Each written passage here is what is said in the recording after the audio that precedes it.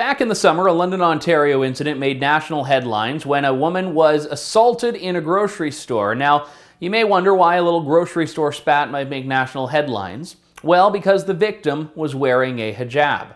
This case went all over the country. Every major media outlet covered it. It was really held up as evidence of an anti-Islamic hate crime, evidence of Islamophobia in Canada and in Canadian communities. And a woman was charged after police had put out a photograph trying to identify a woman with one count of assault. Now, not charged with a hate crime, not charged with a hate-motivated crime, but just with common assault. And I actually had to go down to the courthouse myself to get records and documents to find out the woman's name, which police weren't revealing, and which no media outlets were revealing. And when I did that, I found out that she actually appeared in court with a Farsi interpreter, suggesting she's likely Iranian, which means there's a very high likelihood that she herself, the suspect in this case, is from a Muslim background.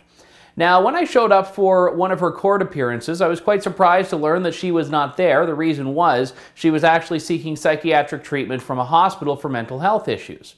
And now we have the latest development in this case, which is that the case has been held over because the woman has been deemed not fit to stand trial. The woman has been referred to a body that deals with review of those with mental health issues, and this case will not return to court until it can be determined that the woman is of sound mind to do so. Now, we don't know if that's going to happen or when it's going to happen, but what we do know is that it certainly further shatters this narrative that this was a targeted attack against a Muslim woman by someone who was an Islamophobe, by someone who was a racist or a xenophobic bigot. And let's also remember that one of the leading Muslim spokespeople in Canada after this case actually blamed Donald Trump for this case. We've had people, even after the case went to court, instead of saying wait and see, come out and say this is actually something that is an Islamic hate crime. This is something that is actually evidence of a bigger problem in Canada.